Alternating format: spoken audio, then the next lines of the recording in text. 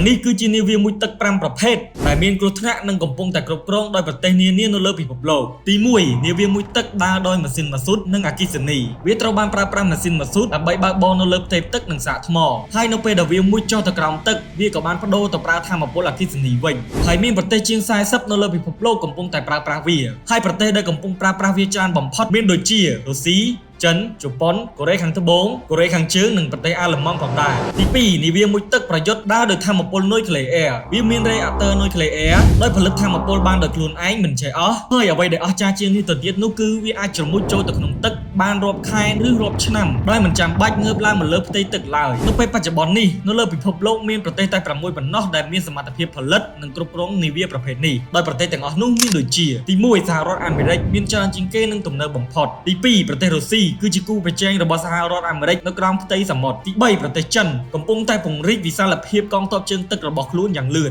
ទី4ចក្រភពអង់គ្លេសទី5ប្រទេសបារាំងនិងចុងក្រោយទី6គឺប្រទេសឥណ្ឌាទី3នាវាមួយទឹកបំពាក់មីស៊ីលឆ្លងទ្វីបវាបង្កើតឡើងមិនមែនដើម្បីតែវាប្រហារគ្នានោះទេប៉ុន្តែភារកិច្ចរបស់វាគឺត្រូវលាក់ខ្លួនឲ្យជិតឈឹងនៅកន្លែងណាមួយនៃផ្ទៃមហាសមុទ្រដែលវាមានផ្ទុកមីស៊ីលនុយក្លេអ៊ែរដែលអាចបាញ់ឆ្លងទ្វីបបានក្នុងន័យយោធានេះគឺជាអាវុធសម្រាប់គំរាមកំហែងបើសិនជាមានប្រទេសណាមួយហ៊ានវាយប្រហារប្រទេសខ្លួននាវានេះនឹងបាញ់មីស៊ីលសងសឹកចេញពីបាតសមុទ្រភ្លាមៗតែម្ដងហើយនាវាប្រភេទនេះក៏ត្រូវបានផលិតនិងគ្រប់គ្រងដោយប្រទេសទាំង6ខាងលើផងដែរ